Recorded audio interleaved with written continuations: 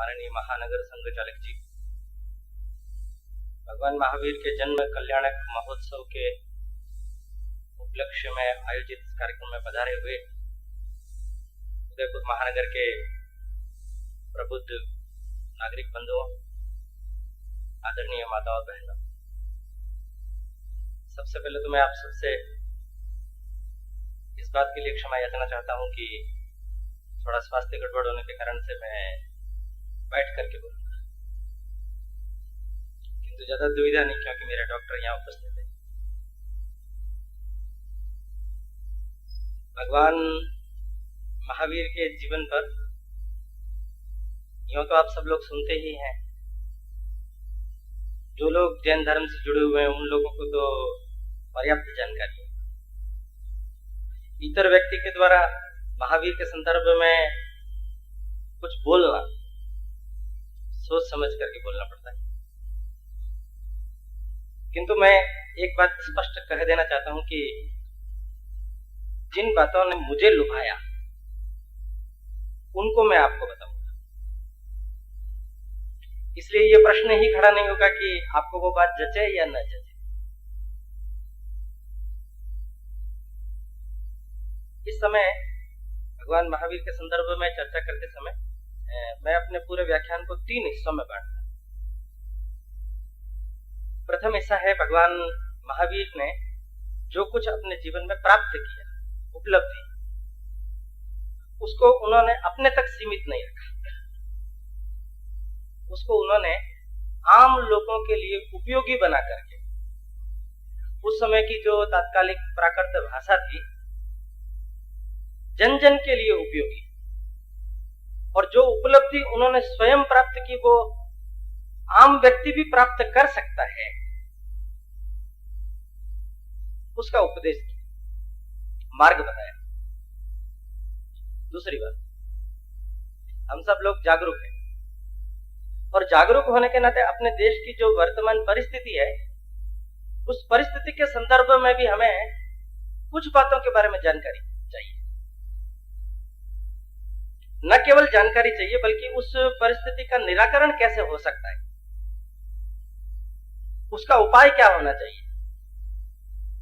और जब आज अपन भगवान महावीर का जन्म कल्याणक महोत्सव मना रहे हैं तो भगवान महावीर के विचार, उनके सिद्धांत, वो इन समस्याओं के निराकरण में कैसे सहायक सिद्ध हो सकते हैं, माने वर्तमान में उनके विचारों की प्रासंगिकता क्या है। 3 हिस्से हो गए, उपलब्धि 1, वर्तमान परिस्थिति 2, निराकरण 3। जैन टर्मिनोलॉजी के कुछ जो शब्द हैं वे लोग तो जानते हैं जो रात दिन सुनते हैं, किंतु जो लोग नए हैं इस मार्ग के लिए उनको थोड़ा कम मालूम होगा। ध्यान से सुनेंगे समझेंगे तो शायद मालूम पड़ेगा। विकास की 3 अवस्थाएं, एक बोला कि निगोद, दूसरा बोला जगत, तीसरा बोला मोक्ष। तो कहा यूं कि निगोद जो है वो है निद्रा, और जगत की परिभाषा जो की ना वो बहुत प्यारी की, वो कहा कि स्वप्न है, मिथ्या बोलते हैं, माया बोलते हैं, और मोक्ष माने पूर्ण जागृति। लक्ष्य है जागृति का, मोक्ष का। जिस प्राणी ने जन्म लिया उसको मोक्ष की ओर उन्मुख होना चाहिए। अब कितनी कठिन बात है, संभव है क्या? है, कैसे? किंतु जो निद्रा है, निगोद, वो अचेतन अवस्था है, किंतु जो अवचेतन अवस्था है वो है जगत, जिसमें सब कुछ स्वप्नवत है, सत्य नहीं, सत्य है मोक्ष। तो जो जगत है उसकी धारणा कैसी है, एक उदाहरण से समझा। 3 मित्र थे, ऐसे घूमने के लिए गए, पिकनिक का मूड होगा, भटक गए रास्ता। दिन भर के थकते थकते कहीं शाम पड़े एक स्थान पर पहुंचे तो पास में एक गांव था। उस गांव में पता किया तो कुछ जुगाड़ हुआ उनका, दूध मिल गया, चावल मिल गए, गुड़ मिल गया। सोचा चलो आज पिकनिक मना लेते हैं। गांव के बाहर आए, उन्होंने खीर बनाई। गप्पे मार रहे थे, तो गप्पे मारते मारते जब खीर बनी तो खीर उबलते उबलते उबलते उबलते थोड़ी सी रह गई। अब बड़ा धर्म संकट खड़ा हो गया उनके लिए कि 3 लोग और खीर थोड़ी सी, खाए कैसे। अगर अच्छे मित्र हुए होते ना तो मिल बांट के खा लेते, कंपनी वाले थे।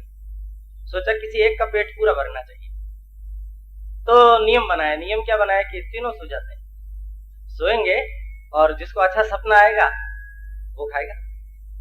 सो गए। उठा एक जल्दी से कि मेरे को आया सपना सबसे अच्छा। क्या आया? उसने कहा ऐसा हुआ कि मैं सो रहा था, आंख खुली, मैं चलने लगा, चलते चलते देखा तो एक राज्य था। राज्य के अंदर प्रवेश किया तो बड़ी भारी भीड़। मैं भी पास जाकर के देखने लगा, पूछा माजरा क्या है, लोगों का बाहर से आए हो क्या? मैंने कहा यहाँ का जो राजा है ना, उसकी जो लड़की है वो इकलौती है, उसको कोई वर नहीं मिल रहा, और वर नहीं मिल रहा तो ज्योतिषी ने कहा कि एक हाथी की सूंड में माला पहना दो, हाथी चलेगा, जिसके गले में माला डालेगा वही उसका वर भी होगा और राज्य का वारिस भी। तो हाथी आ रहा है, ये भी बड़ा खड़ा हो गया तन करके, हाथी आ रहा है तो शायद मेरी भी लॉटरी खुल जाए। और योग से यही हुआ कि उसने कहा कि हाथी आया और आकर के बिल्कुल मेरे ठीक सामने, और आकर के उसने मेरे गले के अंदर माला डाली। मेरा विवाह हुआ राजकुमारी के साथ, बैंड बाजे बज रहे थे, धूमधाम से शादी हुई, और उस राज्य का मैं उत्तराधिकारी हो गया। अब बताओ इससे बढ़िया और क्या स्वप्न होगा? दूसरे ने कहा तुम्हारा स्वप्न क्या है? स्वप्न तो मेरा है। क्या है स्वप्न? मैं सो रहा था, सोते सोते उठा तो भगवान विष्णु साक्षात मेरे सामने खड़े, और वो कह रहे हैं कि बेटा मांग वरदान, क्या चाहता है तू? मैंने कहा आपके दर्शन हो गए, इतना ही पर्याप्त है। कि नहीं नहीं, जा तेरा मोक्ष होगा। अब दोनों के स्वप्न कितने मजेदार और कितने उत्कृष्ट। तीसरे की ओर देखा, तीसरा बेचारा मुंडी नीचे डाल के बैठा। उसको पूछा तुम्हें क्या आया? तुम दोनों का स्वप्न सुनने के बाद मेरी हिम्मत नहीं बची, मेरा तो बिल्कुल बोगस। तुम दोनों निर्णय कर लो खीर किसको खाना है, मैं तो अपना वापस लेता हूं। अब जब उनको मालूम पड़ गया कि ये तो खीर खाएगा नहीं, इसका शेयर नहीं, तो बड़े न्याय प्रिय बनकर के कहने लगे कि नहीं नहीं, तुम भी अपना सुनाओ। ठीक है, सुना देता हूं। मेरे को तो नींद में कहीं जाने की जरूरत नहीं पड़ी। हुआ ऐसा कि सो रहा था, एक भूत आया और जोर से लात मारी। मैं एकदम हड़बड़ा के उठा, महाराज क्या लात किस लिए मारी? ये दोनों कौन है? ये मेरे मित्र है, मैं इन दोनों को खाऊंगा। क्यों महाराज, क्या गलती हुई इनकी? देखते नहीं, सोते समय में पैर मेरे पेड़ की तरफ कर रहे, और तू अच्छा है, तूने सिर्फ मेरी तरफ किया, इसलिए तुझे तो नहीं खाऊंगा, इन दोनों को खाऊंगा। वो कहने लगा कि महाराज ऐसा मत कीजिए, मेरे दोनों दोस्त हैं, बेचारे अच्छे हैं, ऐसा कीजिए इसके बदले में मुझे खा लीजिए। तू अपने दोस्तों की जान बचाता है, इसका मतलब तू अच्छा आदमी। तेरे को इन दोनों की सजा तो कम नहीं कर सकता, पर देखता हूँ जरा इधर उधर देख। अब उस कटोरी में क्या है? वो खीर है। अच्छा खीर है, ला खीर, तू खीर खा। उसने कहा खीर ये नहीं खा सकता, ये सपने के साथ जुड़ी हुई है, मेरे से विवाद करता है क्या? या तो मैं तेरे दोनों मित्रों को खाऊंगा या तू खीर खा। उसने कहा मैं क्या करता, आप दोनों को बचाने के लिए मैंने खीर खा ली। मैंने खीर खा ली ऐसा सुना तो वो दोनों दौड़ करके गए और जाकर के वो जो खीर का कटोरा भरा हुआ था दोनों की खा ली। अरे तो तुमने हम लोगों का आवाज क्यों नहीं लगाई? उसने कहा लगाई थी, तुम्हारे तो बैंड बाजे बज रहे थे ना, और तुम्हारे भगवान विष्णु सामने खड़े थे, कौन सुनता खीर की बात? अब जरा गौर कीजिए, दो धाराएं जीवन में चल रही है कि नहीं? एक धारा है जो ये स्वप्न देखती है कि जीवन में ऐशो आराम, सुख सुविधाएं, शादी विवाह, राजपाट, यही जीवन का एकमेव लक्ष्य है। किंतु दूसरी एक धारा चल रही है जो कहती है कि नहीं, ये लक्ष्य नहीं है, ये सब मिथ्या है, लक्ष्य है भगवान, मोक्ष, उस दिशा में जाना चाहिए। और बड़ा धर्म संकट खड़ा हो जाता है हम लोगों के लिए कि उधर जाना कि इधर जाना। तो यहां भगवान महावीर अपना निराकरण कर देते हैं। वे कहते हैं ना इधर जाना ना उधर जाना, जहां हो वहीं रहना। कैसे संभव? भगवान महावीर के जीवन की उपलब्धि पर मैं चर्चा कर रहा हूं। उनके जीवन की जो सबसे बड़ी उपलब्धि है वो उपलब्धि है वीतराग। शब्द नया नहीं, वीतराग। आपने राग तो सुना है, विराग भी सुना है। राग माने आसक्ति, विराग माने विरक्ति। आसक्ति और विरक्ति, राग और विराग, हर्ष और शोक, सुख और दुख, एक मायने में दोनों चीजें एक ही है, क्योंकि दोनों पर होने और न होने पर ही जोर है। ये जो बीच की अवस्था है ना, उस बीच की अवस्था को कहा वीतराग। और वीतराग माने मोक्ष की अवस्था। जिसको वीतराग प्राप्त हो गया माने मोक्ष प्राप्त हो गया। तो भगवान महावीर ने कहा कि सब लोगों को मोक्ष प्राप्त हो सकता है, और ये वीतराग की जो अवस्था है ये प्राप्त हो सकती है। अब वीतराग को जरा समझिए, दो तीन छोटे छोटे उदाहरणों से समझाता हूं। एक राज्य के बाहर, थोड़ी आवाज कम है। एक राज्य के बाहर नीम के पेड़ के नीचे एक साधु रहता था, बड़ा तपस्वी। राजा को मालूम पड़ा तो उसने अपने लोगों को भेजा और कहा कि साधु को जरा सुविधाएं दीजिए। साधु ने इनकार कर दिया। बड़ा तपस्वी पहुंचा हुआ था, इनकार करना ही था। तो राजा स्वयं पहुंचे और जाकर के कहने लगे, महाराज यहाँ आप बड़ा कष्ट पाते हो, आप कृपा करके मेरे राजमहल में चलिए ना। तो उनका राजमहल में चल तो सकता हूं, चलो। मूड में होंगे, लहर में होंगे, चल गए। अब जाकर के राजमहल के अंदर जहां राजा रहता था उसके साथ रहना शुरू हो गए। जैसे राजा रहता था वैसे रहना शुरू हो गए। 2-3 महीने हो गए। राजा को लगा कुछ गड़बड़ है। अब जरा यहां देखिए कि जो भोगी होता है ना, वो जब सब कुछ छोड़ छाड़ करके हिमालय की गिरी कंदराओं में कुटिया बना करके नहीं रहता, तब तक उसको योगी नहीं मानता। माने जिस अति पर वो है, वो जब दूसरी अति पर नहीं जाता तब तक वो उसको उस मार्ग का श्रेष्ठ व्यक्ति नहीं मानता। और इस कारण से जब वो वहां भोग करते हुए पाए गए 3 महीने तक, तो उनके मन में डाउट हुआ कुछ गड़बड़ है। तो एक दिन सवेरे मॉर्निंग वॉक कर रहे थे, तो करते करते राजा ने कहा कि अब तो लगता है आप में और मेरे में कोई ज्यादा फर्क नहीं है। तो साधु ने कहा, फर्क है? क्या फर्क है? देखना चाहते हो? हाँ, चलो मेरे साथ। तो साथ ले लिया। अब सवेरे नाश्ता नहीं किया, दूध नहीं पिया, चल पड़ा। चलते चलते दोपहर हो गई, धूप बिल्कुल एकदम सिर के ऊपर आ गई। आधा एकदम हालत खराब, पैदल चल रहा था। बताओ ना क्या फर्क है? बताता हूं ना। 3 महीने पहले तू आया था ना मेरे नीम के पेड़ के नीचे, और तब तूने मुझे कहा था कि चलो महल में। मैं चला था कि नहीं? क्या? तो अब तुम चलो मेरे साथ। मेरा तो राज्य, रानियां, राजकुमार, मैं कैसे चल सकता हूं? साधु का यही तो फर्क है, यही तो फर्क है। फर्क क्या है कि मैं महल में तो था, किंतु महल मुझ में नहीं था। आप यहां गौर कीजिए, आपने सुना होगा, ज्यों जग में रहूं तो ऐसे रहूं, ज्यों जल में कमल का फूल रहे। कभी डूबते हुए देखा कमल के फूल? जल ऊपर आता है तो ऊपर उठ जाता, अलिप्त रहता है कि नहीं? माने लिप्तता नहीं चाहिए। रहो, रहने में इनकार नहीं। जो कर रहे हो करते रहो, उसमें इनकार नहीं, किंतु निष्कंप अवस्था है क्या? भ्रम हो सकता है लोगों को कि लगता है आसक्ति परिपूर्ण है, हो सकता है, निश्चित हो सकता है, क्योंकि क्रियाकलापों के द्वारा आसक्ति आंकी जाती है। अंतरिम भावावस्था के कारण से वो चीज दिखाई नहीं पड़ती। राजा था, उसकी रानियां थी, तो पास में मालूम पड़ा कोई मुनि आए हैं, बड़े उपास्य हैं, समझते हैं आप उपास्य? उन दिनों नाव नहीं थी, तो रानियों ने कहा कि हम उस पार जाना चाहती हैं, भोजन उनको कराना चाहती हैं, तो कैसे जाएं? राजा ने कहा ऐसा बोल देना नदी के पास जाकर के, हाथ जोड़ करके, कि अगर मुनि जीवन भर के उपास्य हो तो रास्ता दे। रानियों ने बोला, नदी ने रास्ता दे दिया, भोजन कराया। तो रानियां जितना भोजन लेकर के गई थी ना, सब कर लिया। रानियों को लगा कि गड़बड़ हो गया, अब वापिस कैसे जाएंगे? तो पूछा, दूसरी रानी ने कहा मुनि से पूछ लीजिए ना। तो मुनि से पूछा, तो मुनि ने कहा कि जैसे आते समय किया वैसे जाते समय कर देना। तो जाते समय में भी उन्होंने किया कि अगर मुनि जीवन भर के उपास्य हो तो रास्ता दे दो। नदी ने रास्ता दिया। उनको बहुत आश्चर्य हुआ और जाकर के पूछा राजा को कि नदी ने रास्ता कैसे दे दिया, हमारे सामने तो उन्होंने इतना सारा भोजन किया है। राजा ने उत्तर क्या दिया,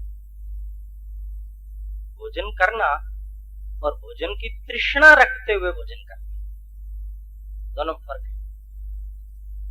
माने भोजन करने में यहां भेद नहीं, कपड़े पहनने में भेद नहीं, जीवन व्यापन करने में भेद नहीं। भेद किसमें? आपकी दृष्टि कैसी है, आपका भाव कैसा है, आपका लगाव कैसा है। ये जो अवस्था है ना, ये वीतराग की अवस्था है, प्राप्त हो सकती है सबको। मार्ग क्या? वैसे तो यो जो अपनी श्रमण संस्कृति कहा गया, उसमें जो नियम यम बताए गए, उन सब पर अगर हम अनुपालन करते हैं तो निश्चित रूप से वो सब हमें प्राप्त हो सकता है। किंतु मैं यहां आज केवल 3 बातों पर चर्चा करता हूं। एक शब्द आप लोगों ने सुना होगा, प्रतिक्रमण। नगर परिषद के अपन सभागार में बैठे हैं, नगर परिषद से जुड़ा हुआ मामला है, शब्द सुना होगा आपने, अतिक्रमण। रोज सुनने को मिलता है। क्या है अतिक्रमण? जहां आपका अधिकार नहीं था, नहीं है, वहां आप आगे बढ़ जाते। नगर पालिका आकर के कभी कभी जागती है बेचारी, तोड़ देती। अतिक्रमण माने आप जहां अधिकार नहीं रखते वहां आगे बढ़ना। किंतु एक शब्द और है, आक्रमण। आप जरा अपने अपने मनों को टटोलिए और देखिए कि मन आक्रमण की कितनी जबरदस्त योजनाएं बनाता है। यहां भी बैठे बैठे उधेड़ बुन में लगे हुए होंगे, ये करना है, वो करना है, उसको उधार बाकी है, उसका वो नहीं आया, उसको मैं ये कहूंगा, उसको ये कहना है, उसके साथ ये बात करनी है, उससे ये झगड़ा करना है। मन का उधेड़ बुन है ना, ये आक्रमण की विविध रचनाएं करता है। हम जब छोटे थे तो मिट्टी से खेल खेलते थे, तो बैठ जाते थे मिट्टी में। आप लोग भी बैठे होंगे। और मिट्टी का घर जब बनाते हैं ना, तो पूरा घर बनाते हैं, अपना कमरा, मम्मी का कमरा, पापा का कमरा, भाई बहनों का कमरा, बाउंड्री वाल भी। वो जो पड़ोसी है ना, वो भी बनाता है दोस्त, उसका पैर मेरी बाउंड्री के लगा और मेरे को तैश आ गया। मेरी बाउंड्री के पैर कैसे लगा दिया? क्या समझता है अपने आप को? और झगड़ा हो गया। बड़ी मुश्किल से समझौता हो, उसने कहा मैं बना के दे देता हूँ बाउंड्री, तो उसी ने खुद ने मिट्टी की बाउंड्री बना दी। मुझे लगा कि ठीक। इतने में मम्मी ने आवाज लगाई, बेटा शाम पड़ गई, आजा आप घर। और मैं जो वो खेल खेल रहा था, उसके लिए लड़ झगड़ रहा था, स्वयं अपने हाथों से पैरों से उस घर को तोड़ देता हूं। कष्ट नहीं होता। मम्मी बुला रही है, वापस चला जाता। ये प्रतिक्रमण। संसार में बाहर जहां आप खेल खेल रहे हैं, लड़ झगड़ रहे हैं, अपनी चेतना के लिए पता नहीं कितनी कितनी खूंटियां बांधे हुए हैं, कहीं मित्र के यहाँ, कहीं पत्नी के यहाँ, कहीं दोस्त के यहाँ, कहीं किसी के यहाँ। ये जो चेतना का इतना अधिक विस्तार किया है, बाहर की ओर जो दुनिया बसाए हुए हो, बाहर की ओर जो खेल खेल रहे हो, वहां से अंदर आना। मम्मी बुला रही है। ये जो बाहर का खेल है, उससे अंदर आ जाना, इसको कहेंगे प्रतिक्रमण। ये बहुत कठिन है। बाहर का खेल अपने जीवन पर इतना अधिक हावी हो जाता है, जो मास्टर है ना, वो स्कूल में मास्टर नहीं है, घर पर भी मास्टर है, अपने बच्चों पर, पत्नी पर। वैसे जो कपड़े का दुकानदार है ना, दिन भर कपड़ा फाड़ते रहता है, रात को सोते समय कोई ग्राहक आ जाए तो चादर फाड़ देता है। क्यों होता है ऐसा?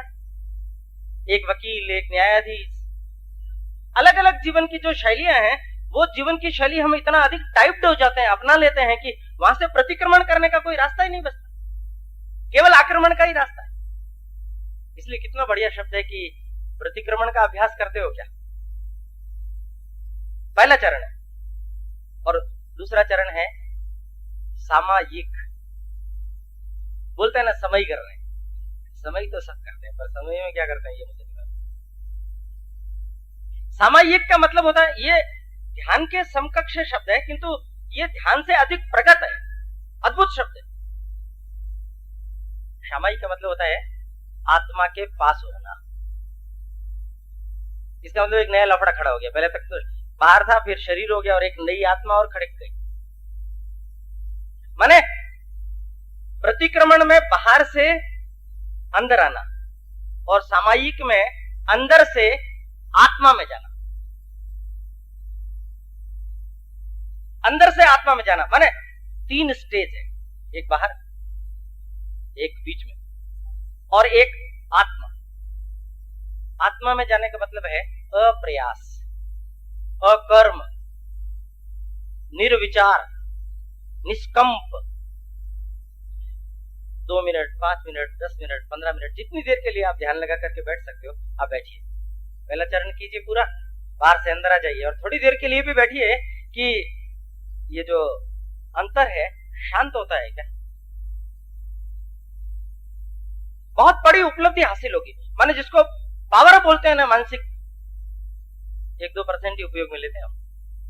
90% तो बिल्कुल एकदम शांत शिथिल रहती, जागृत होती है, चेतना का विस्तार होता है, सुप्त देवी गुणों की जागृति होती है। और ये जो मैत्री है, करुणा है, दया है, ममता है, परोपकार है, पर दुख कातरता है, विश्व बंधुत्व की भावना है, अनेक अनेक जितने भी देवी गुण है वो सब देवी गुण व्यक्ति में स्वयं प्रस्फुटित होते हैं इतना सामायिक करने से। माने एक देवी व्यक्तित्व का निर्धारण होता है। तीसरा चरण है कायो उत्सर्ग। काया का भी उत्सर्ग करो, शरीर ही ना बचे, केवल आत्मा बचे। और देखो दृष्टा भाव से तो जीवन लीला बन जाएगा, नाटक बन जाएगा, खेल बन जाएगा। माने जो चल रहा है उसके प्रति आपका जो दृष्टिकोण है, मैं नहीं हूं, मैं मतलब 3 स्टेज पर बोला, बाहर खेल चल रहा है, एक बीच में मैं हूं और एक अंदर आत्मा है। उस आत्मा के सत्य को पहचान कर ये विचार करो कि आत्मा देख रही है कि ये शरीर इस संसार में क्या खेल खेल रहा है। और दृष्टा भाव में देखोगे तो लिप्तता नहीं रहेगी, तो न राग रहेगा, न विराग रहेगा, न आसक्ति रहेगी, न विरक्ति रहेगी, वितराग आ जाएगा। अब कितना सरल है। इस मार्ग पर केवल मैंने व्याख्यान दे दिया, बोल दिया, ये मेरे लिए भी सरल है, आपके लिए सुनना सरल है, आपको भी लगेगा ठीक, बहुत अच्छी व्याख्या हो गई, किंतु जीवन में उतारना है ना, ये कठिन है। देखिए सब समस्याओं के मूल में है व्यक्ति, और सबसे बड़ी समस्या भी व्यक्ति है। जब तक व्यक्ति के जीवन में संस्कारों का बोध न हो, चरित्रवान व्यक्तित्व खड़ा न हो, माने व्यक्ति न बदले, तब तक समस्याओं के निराकरण की बात सोचना गौण है। इसलिए सर्वप्रथम जो समाज की आवश्यकता है वो आवश्यकता है व्यक्ति परिवर्तन। व्यक्ति परिवर्तन से समाज परिवर्तन।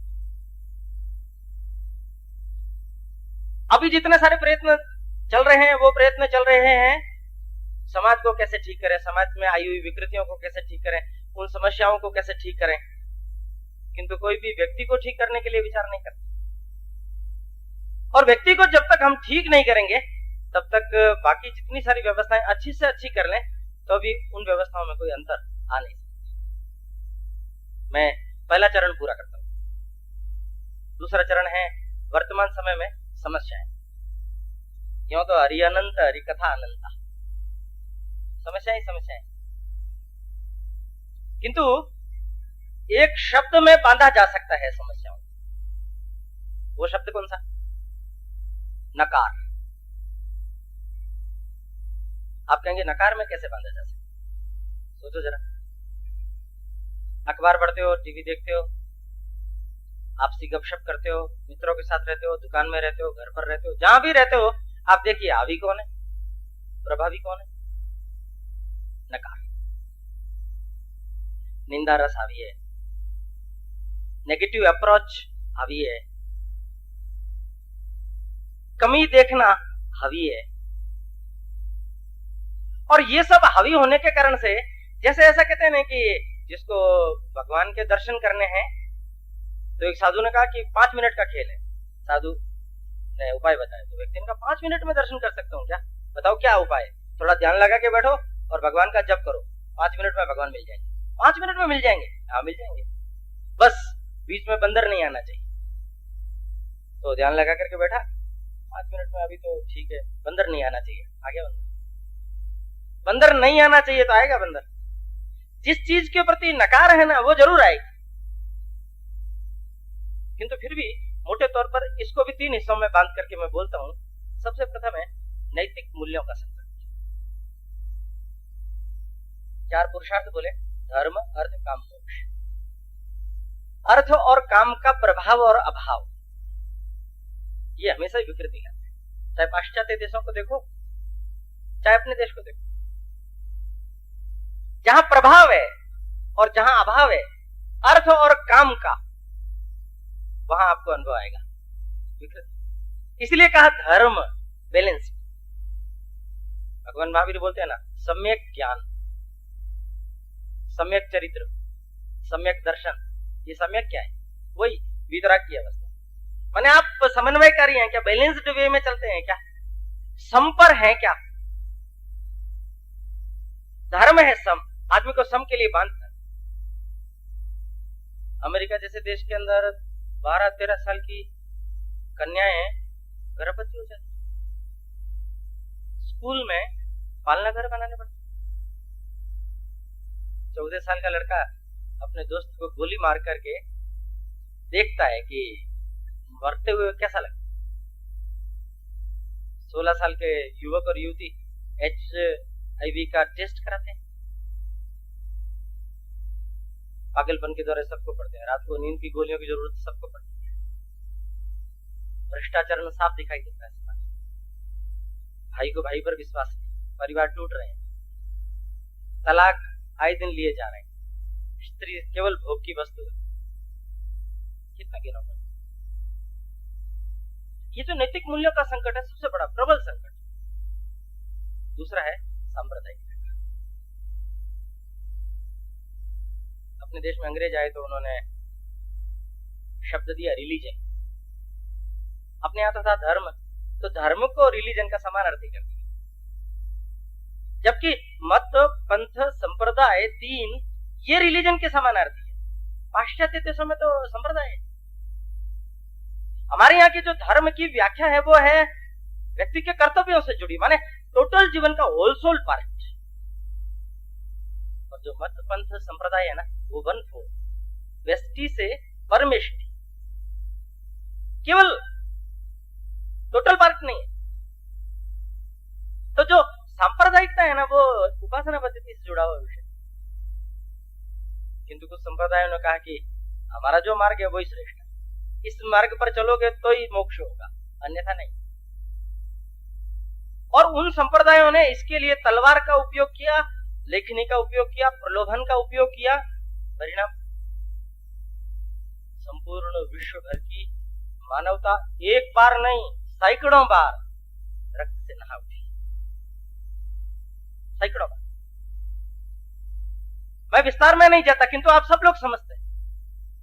अभी 31 अगस्त 2000 को संयुक्त राष्ट्र संघ ने सर्वधर्म सम्मेलन बुलाया और उसमें प्रस्ताव पास हुआ। प्रस्ताव यह पास हुआ कि दुनिया भर के जितने सारे धर्म हैं उन सबका मार्ग एक ही है। वो अंततोगत्वा विविध मार्गों से चलते हुए भी ईश्वर तक पहुंचते। वेटिकन सिटी के पोप ने कहा कि नहीं, ये गलत है। रोमन कैथोलिक ईसाई धर्म ये दुनिया में सर्वश्रेष्ठ धर्म है और इसी से ही मोक्ष प्राप्त हो सकता है। अन्य जितने भी मत, पंथ, संप्रदाय है वो ठीक नहीं है। 36 पेज का एक स्पष्टीकरण जारी करके दुनिया भर के सारे पादरियों को भेजा। क्या कहना चाहते? उदाहरण देने हो तो पर्याप्त उदाहरण। वर्ल्ड ट्रेड सेंटर पर 11 सितंबर को अभी आतंकवादी हमला हुआ, ठीक 100 साल पहले। स्वामी विवेकानंद जी ने शिकागो के कोलंबस हॉल में अपने 3 मिनट के उद्बोधन में इसी समस्या की ओर दुनिया का ध्यान केंद्रित किया। उन्होंने कहा, तलवार के बूते पर, लेखनी के बूते पर, प्रलोभन के बूते पर, मतांधता, धर्मांधता, कट्टरवादिता ने जो संपूर्ण मानव सभ्यताओं का हश्र किया है। आज प्रातःकाल जब सभा प्रारंभ हुई तो उस सभा के प्रारंभ होने के उपलक्ष्य में जो घंटा निनाद हुआ था वो इन सब का मृत्यु निनाद सिद्ध हुआ। दावानल की तरफ और उसका परिणाम क्या है? एक बहुत बड़ा वर्ग अपने देश के अंदर पैदा हो गया जो इन सांप्रदायिक शक्तियों का तुष्टीकरण करने के सिवाय और कुछ नहीं करते। और उसके लिए मैंने कहा तीसरा बिंदु है बौद्धिक हठधर्मिता। अखबार पढ़ते हैं आप सब लोग, पिछले दिनों इंडिया टुडे ने एक बड़ा भारी विशेषांक निकाल करके लिखा, धर्म निरपेक्षता का जनाजा उठ गया। और अभी गोधरा के संदर्भ में तो पता नहीं अखबार सारे के सारे इसी लाइन को ही ले। आप जरा सोचिए, धर्मनिरपेक्ष देश का स्वरूप क्या होना चाहिए, संविधान कैसा होना चाहिए, समाज की व्यवस्था कैसी होनी चाहिए, आपस में भाईचारा विश्व बंधुत्व ये किस प्रकार से जगाया जा सकता है, इसके लिए क्या माध्यम होने चाहिए, मीडिया की इसमें क्या भूमिका होनी चाहिए, युवा पीढ़ी को निर्माण करने के लिए शिक्षा की कितनी जबरदस्त आवश्यकता रहती है, वो शिक्षा कैसी होनी चाहिए। और जब इन मूलभूत प्रश्नों पर जब कहीं पर भी सार्थक चर्चा करने का जब भी प्रयास होगा ना, तो ये जो बौद्धिक हठधर्मिता वाला जो नया पंथ संप्रदाय खड़ा हुआ है, भगवान महावीर का संदर्भ है तो कुछ स्कूलों में पाठ्यक्रम में पढ़ाया जाता है। भगवान महावीर 12 वर्ष तक कपड़े ही नहीं बदले। अब कोई छोटा बच्चा उसको पढ़ेगा तो क्या समझेगा, कितने गंदे थे, मांस खाते थे। राम और कृष्ण हुए ही नहीं। और कोई कहे कि भगवान महावीर के जीवन को पाठ्यक्रम में सम्मिलित करना चाहिए, ना ना ना, भगवान सांप्रदायिक। क्यों? अपने देश की पीढ़ी को किस दिशा में ले जाना चाहिए? क्या अपने पुरातन इतिहास और श्रेष्ठ महापुरुषों की धाती को उनके जीवन में उतरना नहीं चाहिए? करना चाहिए। मुस्लिम संप्रदाय जो इस्लाम के नाम से जाना जाता है, ईसाई संप्रदाय का जो धर्म ग्रंथ है बाइबल कुरान, विश्व भर के अंदर सैकड़ों विश्वविद्यालय हैं, सैकड़ों, लाखों अध्यापक, प्रशिक्षणार्थी, शोधार्थी, छात्र उनमें अध्ययन कर रहे हैं।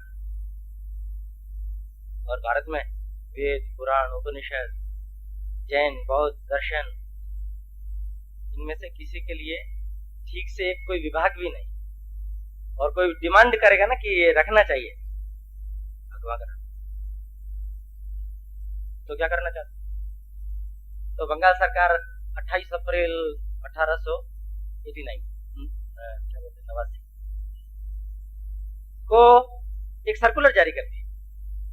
और सर्कुलर जारी करके हेडमास्टरों को वो लिखती है कि 7वीं शताब्दी से लगा करके अब तक जो भारतवर्ष में मुगल आक्रमण हुए हैं, उन आक्रमणों में जो मुगलों ने जितना कुछ अत्याचार किया, अन्याय किया, औरंगजेब के बारे में सबने पढ़ा है, 1.25 मन जनेऊ शाम को तोलता था। इतने लोग या तो धर्म परिवर्तित हो जाने चाहिए या उनका कत्ल कर दिया जाना चाहिए। कितने मंदिरों को तोड़ा? वो हिंदू धर्म का सच्चा हितैषी था, ये पढ़ाना चाहिए, उसको डाइल्यूट करके पढ़ाना चाहिए। आप कहेंगे आप विषयांतर कर रहे हैं, महावीर पर चर्चा करने के लिए आए हो ना, विषयांतर नहीं। अगर देश की जागरूक जनता भी इन महत्वपूर्ण मुद्दों पर जब भगवान महावीर के विचारों की प्रासंगिकता को आधार बना करके चर्चा कर रही है, नहीं सोचेगी तो कौन सोचेगा? अरे बांग्लादेश में जब हिंदुओं की महाबहन बेटियां उनके परिवार के सदस्यों के सामने जिंदा जला दी जाती, बलात्कार कर दिया जाता है, घर उजाड़ दिए जाते, कोई बोलता है? कोई नहीं। कश्मीर के 3 लाख लोग आज दिल्ली की सड़कों पर बैठे हैं, शरणार्थी अपने ही देश में। बोलता है कांटा चुभ जाए कभी किसी मुसलमान को, ऐसा हड़कंप मच जाता है किसी देश में। कैसा बवेला मचा हुआ है अभी देखो, क्या सिखाना चाहिए?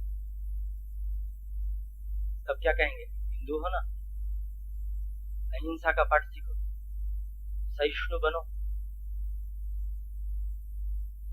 अब ये जो संकट है, मैंने बोला हरि अनंत हरि कथा अनंत, जितने संकट है इन सब का निराकरण क्या? भगवान महावीर ने अनेकांतवाद बोला। सरलीकृत करता हूं कि व्यक्ति जीवन में अनेकांतवाद की स्थापना हो सकती है अगर व्यक्ति थोड़ा सहिष्णु, सहनशील। परिवार में संकट क्यों खड़ा होता है? सहनशीलता की कमी।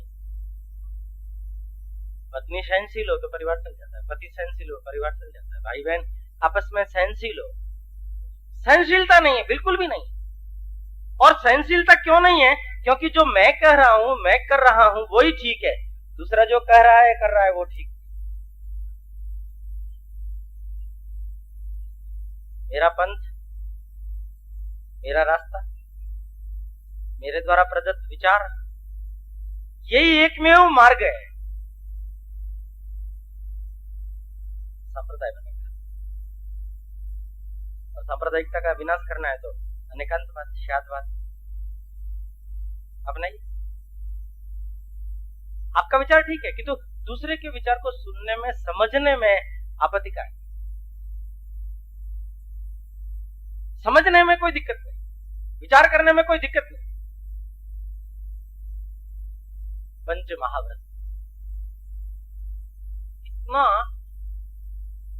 युगानुकूल व्याख्या करके भगवान महावीर ने आम लोगों के जीवन के लिए, समाज के रक्षण के लिए इन मूल्यों की स्थापना। किंतु कभी कभी कैसा होता है कि हम शब्द पर ध्यान देते हैं, उसके भाव पर नहीं ध्यान देते।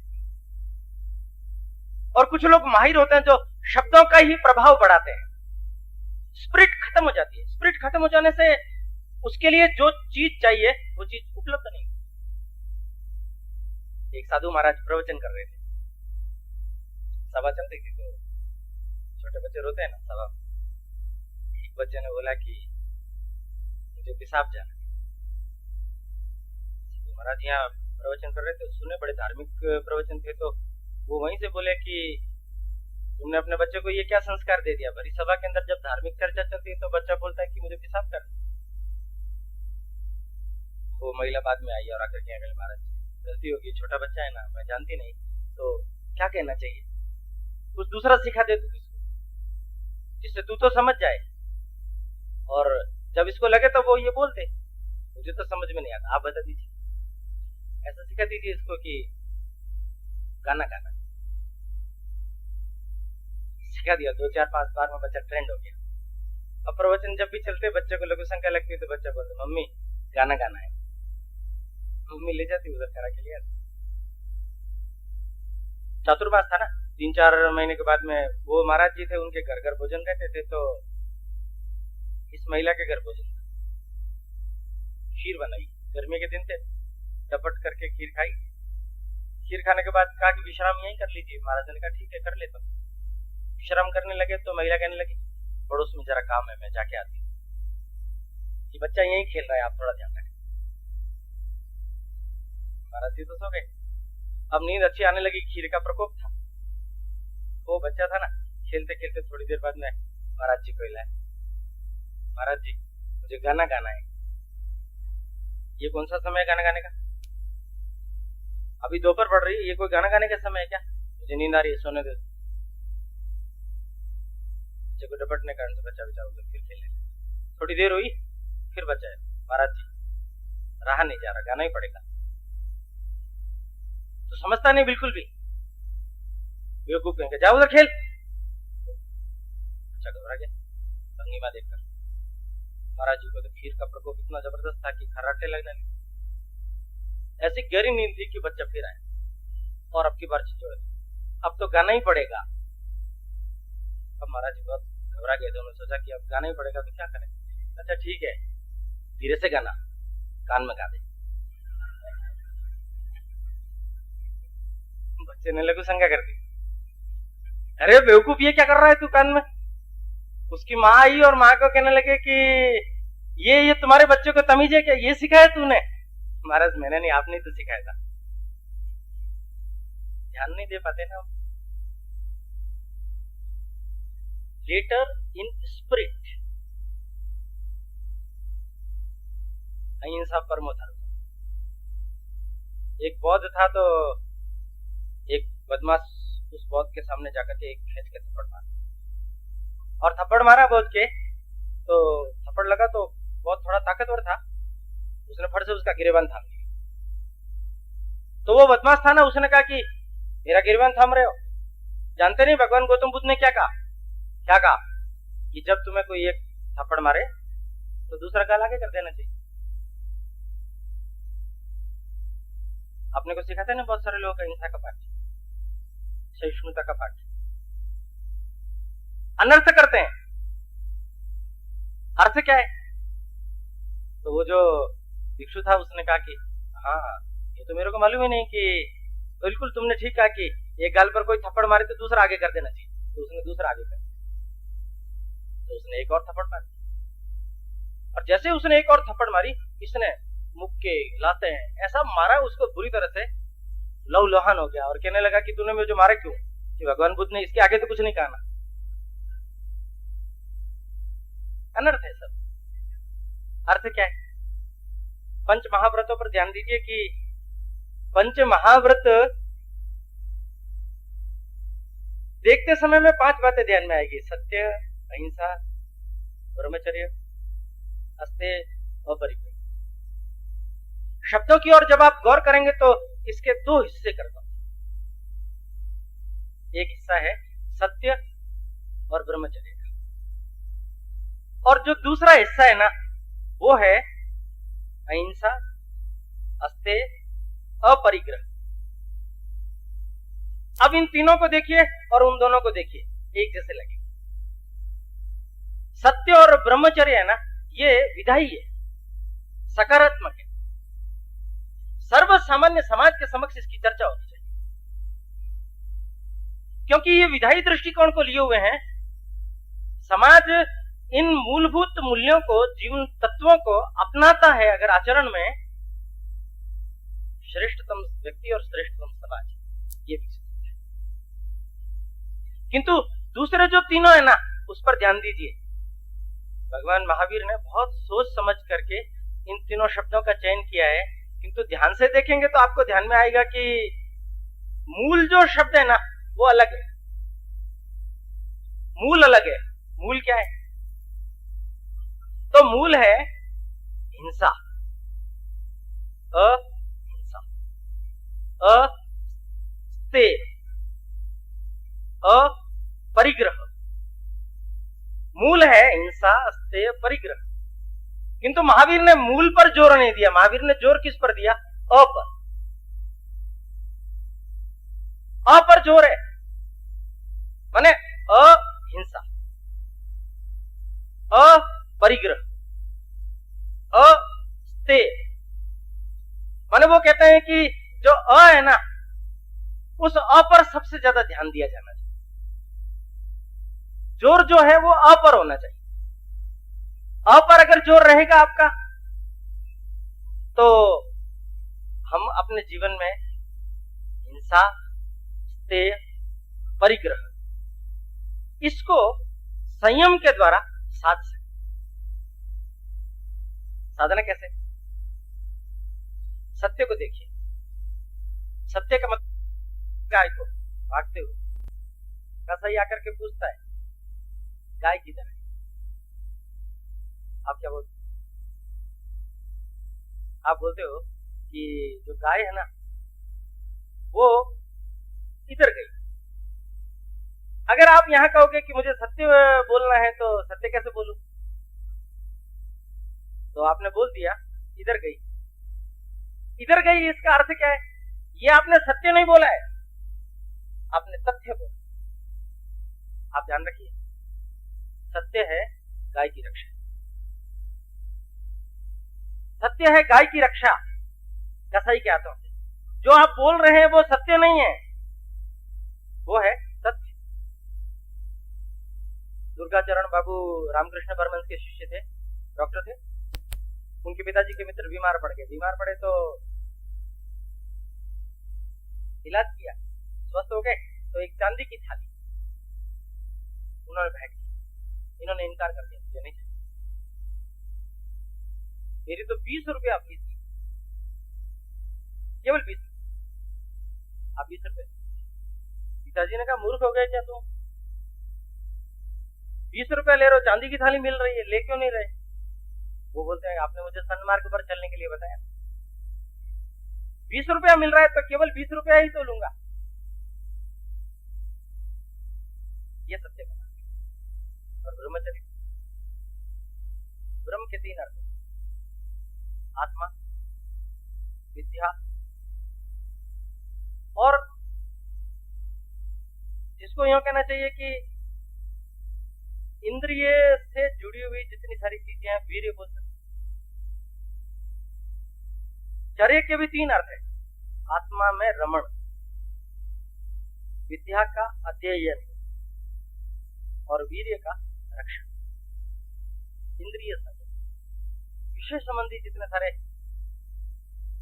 तत्व हैं, चिंतन, मनन, श्रवण और दर्शन, इसके माध्यम से इस पर संयम करना है, दमन नहीं, संयम करना। तो सत्य और ब्रह्मचर्य का अधिष्ठान लेकर के कोई भी समाज विकास कर, कोई भी व्यक्ति विकास कर, किंतु ये जो तीनों चीजें है ना, ये खतरनाक मत होगा।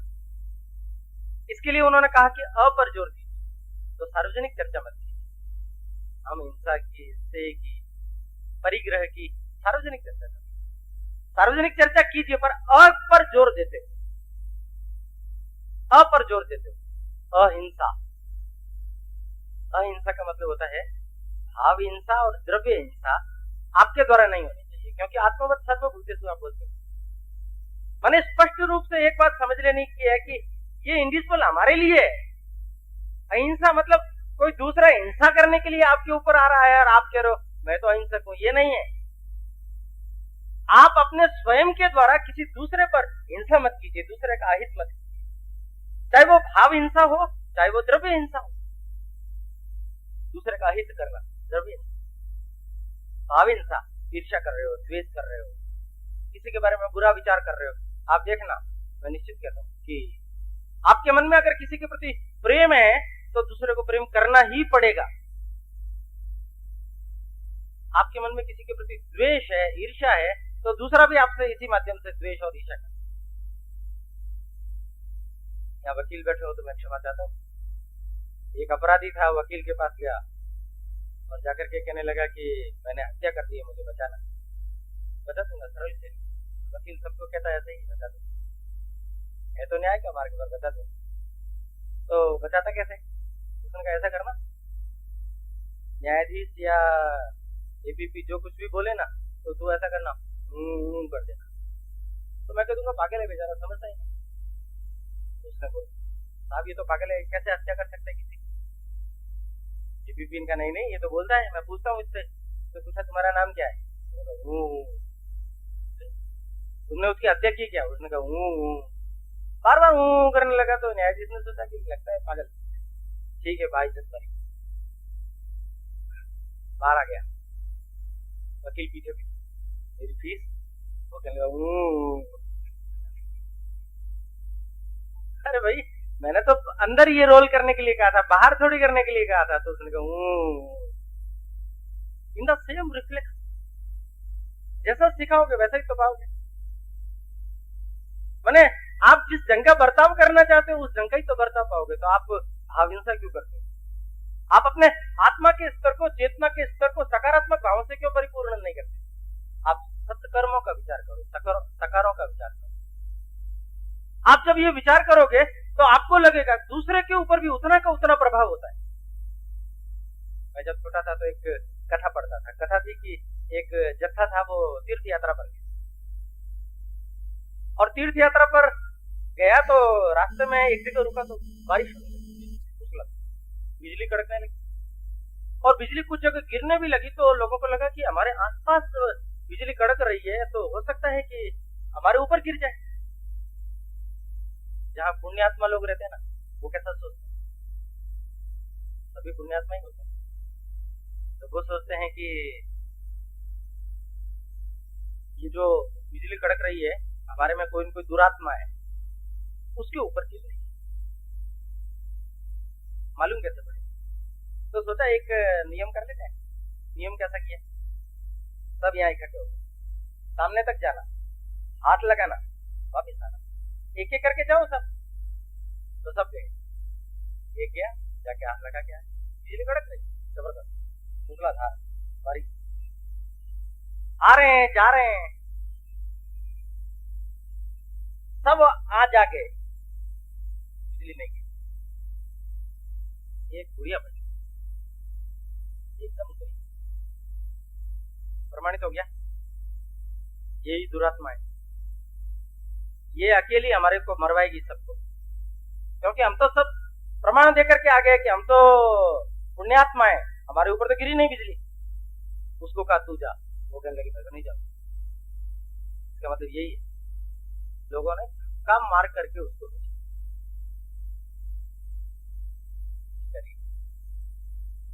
जैसे तैसे गई, वहां हाथ लगाया,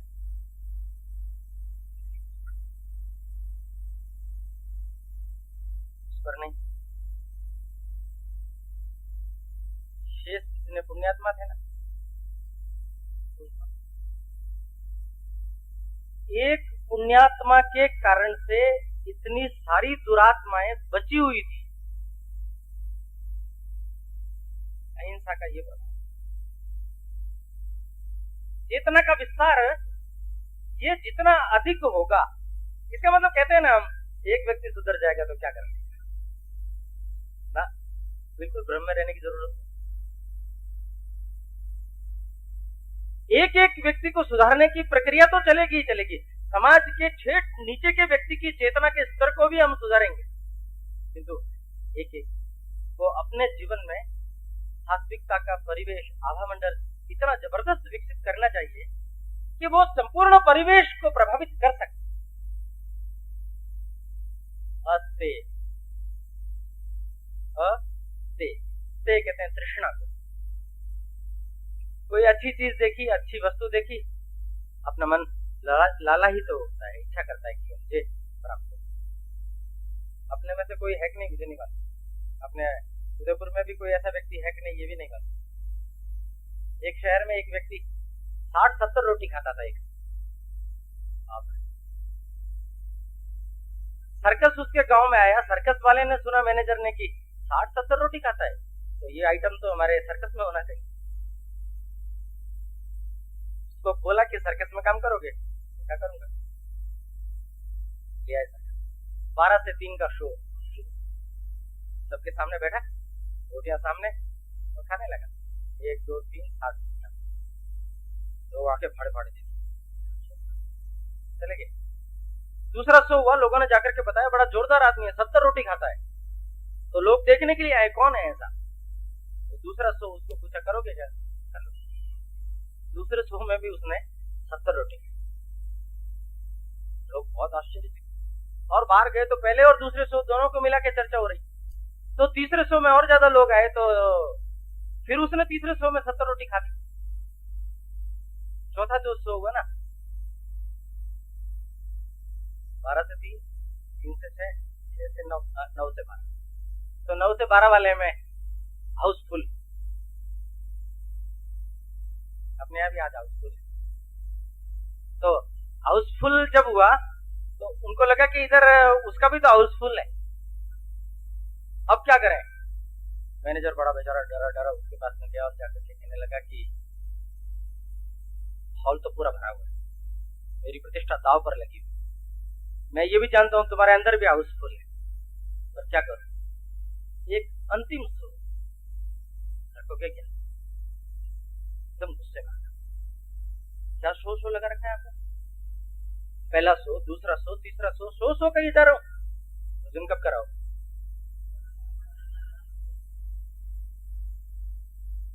पहले शो से लगा करके तीसरे शो तक 210 रोटियां खा गया, फिर भी भाई बोलता है कि भोजन कब कराओगे? भोजन की अनंत वासना का विस्तार, तृष्णा खत्म नहीं होती, प्राप्त हो जाए तो दूसरे की ओर लग जाती। एक गाड़ी से काम नहीं चलता, एक टीवी से काम नहीं चलता, 2 साड़ी से तो काम चल ही नहीं सकता, 2 पैंट शर्ट कम पड़ते ही होंगे, एक मकान बन गया जमा नहीं, 2 मकान चाहिए, 3 मकान चाहिए, कहाँ तक जाओगे?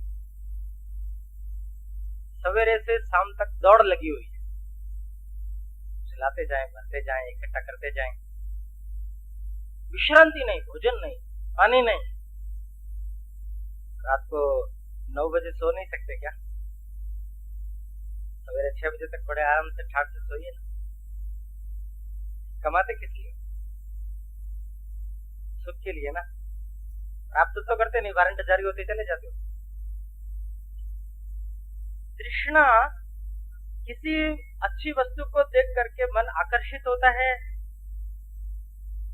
उसे प्राप्त करने के लिए येन केन प्रकारेण मार्ग अपनाता है, अनुचित साधनों का उपयोग करता है, और जब वो प्राप्त हो जाती है ना तो लोभ जगता है, मेरी बनी रहती है। जब कोई बाधा पहुंचाता है ना तो क्रोध आता है, क्रोध, लोभ, तृष्णा मिलकर के अहंकार बनते हैं, और अहंकार जनित मन का जो भाव है वो व्यक्ति के जीवन के लिए कितना घातक। इसलिए कहा कि अते तृष्णा पर संयम। भगवान का दिया हुआ कितना कुछ है। मैं एक बार किसी के साथ था तो भगवान के मंदिर में गया, हम लोग हाथ जोड़ करके मांग रहे थे कुछ, तो मैंने उससे भी कहा कि तू मांग। बड़ा कितना मार्मिक उत्तर, भगवान का दिया हुआ सब कुछ है, वही संभाल ले तो बहुत। कौन सोचता है जे आवे संतोष धन, ये चाहिए ना, इसका अभ्यास। अपरिग्रह। 2 फकीर थे, आप कहेंगे कथाओं की भरमार आ रही है, बोर तो नहीं हो रहे ना। तो 2 फकीर थे, तो एक फकीर कहने लगा कि पैसा होना चाहिए, दूसरा कहने लगा नहीं होना चाहिए। होने वाला परिग्रही और नहीं होने वाला अपरिग्रही। वो कहता है पैसा होना चाहिए, वो कहता नहीं होना चाहिए, ये विवाद दोनों में चलता रहता। एक दिन मौका पड़ा, दोनों जा रहे थे, शाम पड़ गई, नदी पार करनी थी, उस गांव में जाना था, नाविक को भी जल्दी थी। नाविक को कहा था, नाविक ने कहा 1 रुपया देना पड़ेगा। तो ये जो फकीर कहता था कि पैसा होना चाहिए, वो 1 रुपया हमेशा रखता था, उसने 1 रुपया दिया, और 1 रुपया जब उसने दिया तो 1 रुपये के कारण से पार हो गए। अब आप यहां मेरे शब्दों पर गौर करो, पार हो गए दोनों। तो पहले वाला कहने लगा कि देख, मैं कहता था ना होना चाहिए, इसी से पार हुए। दूसरा कहने लगा नहीं, जो था ना उसको छोड़ा तभी पार। इसलिए मैं क्या कहता हूं, होना तो चाहिए पर सतत छोड़ने का अभ्यास बना रहना चाहिए। परमार्थ के काम में, लोगों उपयोग के लिए, लोक कल्याण के लिए, ये है अपरिग्रह। संचय मत करो। ईसावास्येदं सर्वं यत् जगत्याम जगत्तेन तक्तेन बुंजिथा। गौर कीजिए, यहाँ तेन तक्तेन बुंजिथा बोला हमारे यहाँ।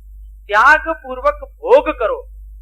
दुनिया भर के किसी भी दर्शन में ये चीज नहीं बोली गई है कि या तो भागो, इसके अलावा और कोई बात नहीं है। यहाँ है भोगो, भोगने से बिल्कुल भी इनकार नहीं है, किंतु त्याग छोड़ने का सतत अभ्यास। ये जब अभ्यास रहता है ना तो व्यक्ति जीवन में संचय के कारण से जो विषमता पैदा होती है, मनुष्यता पैदा होती है, वो नहीं। समाज क्षमता युक्त वायुमंडल में रहता है। छत्रपति शिवाजी महाराज जी के समय में एक न्यायाधीश थे, राम शास्त्री प्रभु, बड़े साधु। वर्ष प्रतिपदा आई तो उनकी जो पत्नी, वो पत्नी राजमाता के यहाँ धोख लगाने के लिए, राजमाता ने उसको सीधी सादी साड़ी में देखा तो कहा कि आज नए दिन का भी तू ऐसे आई है क्या, वस्त्र आभूषणों से लाती है। वो ना नुकर करती रही किंतु वो मानी नहीं। घर आई, दरवाजा खड़ा, राम शास्त्री प्रभु ने आए, दरवाजा खोला, इसको देख करके बोला, आपको किससे मिलना है? भाई तो आपकी पत्नी, किसी पत्नी? जैसे ऊपर तक देखा और कहने लगे, नहीं नहीं, तुम तो कोई छलना स्त्री लगती है, मेरी पत्नी नहीं। दरवाजा बंद कर।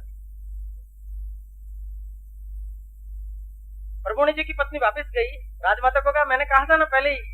वो नहीं मानेंगे। राजमाता ने कहा, दिया हुआ मैं वापस ले गई, कारिंदों को बांट।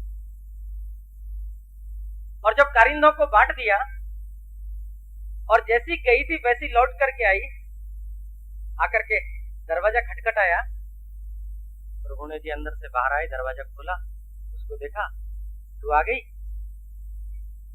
अभी तेरे जाने से पहले एक छलना स्त्री आई थी जो कह रही थी कि मैं आपकी पत्नी हूं। वो मेरी पत्नी कैसे हो सकती है? मेरी पत्नी तो तुम, साक्षात लक्ष्मी स्वरूपा। आप देखिए किसको लक्ष्मी स्वरूपा बोल रहे हो, उसको नहीं जो वस्त्र आभूषणों से लदी थी, इसको। मैंने पंचाया कितना अधिक आया किंतु उसको स्वीकार नहीं किया, अपरिग्रह। अधिक समय नहीं लूंगा मैं। प्रथम बात मैंने उपलब्धि को की, वीतराग। उसका जो मार्ग है उसके 3 चरण बोले थे, प्रतिक्रमण, सामायिक, कायोग। दृष्टा भाव की उत्पत्ति जब होता है तो उपरति अलिप्त रह करके, निष्कंप रह करके समाज में जो चल रहा है उसमें चलते करते, डूबने की आवश्यकता नहीं, कमलवत रहो। वर्तमान समस्याएं चाहे जितनी भयावह हो, भगवान महावीर ने जो सनातन धर्म परंपरा चली आ रही है उसके जो शाश्वत जीवन मूल्य हैं, उनकी जो युगानुकूल व्याख्या की है, उन युगानुकूल व्याख्याओं के सिद्धांतों को, दर्शन को, पंच महाव्रतों को उसके भावों के साथ में, उसके सकारों के साथ में अगर व्यक्ति और समाज स्वीकार करता है, परिवर्तन तो बड़ी चीजें दिखाई देती है तो प्राप्त नहीं हो सकती। तो कहा कि अणुव्रत से महाव्रत, छोटे छोटे संकल्प, 2 पैंट बुशर्ट से काम चला। मेरी परिचित एक डॉक्टर है, 27-28 साल की उम्र होगी, भगवान का दिया हुआ सब कुछ। हॉस्पिटल जाती है वो साइकिल से, 3 जोड़ी से ज्यादा वस्त्र नहीं है उसके पास। अस्पताल में वो डॉक्टर बन के नहीं रहती, वो सेवक बन करके रहती। जीवन की शैली ऐसी विकसित करेंगे ना, आनंद अधिक, सुख अधिक पाएंगे। भगवान महावीर का दिया हुआ इतना कुछ है कि इस थोड़े से समय में समेटना ये कठिन है, किंतु आप सब लोगों की कृपा से अत्यंत शांतता पूर्वक आप सबने मुझे सुना, इसका आभार व्यक्त करते हुए अणुव्रत के कुछ संकल्प अपने जीवन में हम जरूर धारण करें, अपने स्वयं के जीवन पर दृष्टिपात करें, स्वयं को देखें, स्वयं को सुधारें। अपने आप पर जब हम ध्यान देंगे, अपने आप पर जब हम ध्यान केंद्रित करेंगे, जग तो बदलता हुआ साफ दिखेगा। विश्वास रखिए, भारत वह देश है जिस देश ने पहले भी संपूर्ण विश्व को विश्व बंधुत्व सर्वे भवन्तु सुखिनः की कामना से उत्प्रोत किया है। ये तो देश प्रसूतस्य सकाशात् अग्र जन्मनः स्वम स्वम चरित्रं शिक्षेरन् पृथ्वीयां सर्वमानवाः। उस भूमिका के निर्वाह के लिए हमारे जैसे श्रेष्ठ जागरूक नागरिकों को फिर से सन्नद्ध होकर के किसी न किसी सामाजिक गतिविधि में अपने आप को लगाना चाहिए। इतनी सी बात कहकर के मैं अपनी बात को यही विराम देता हूं।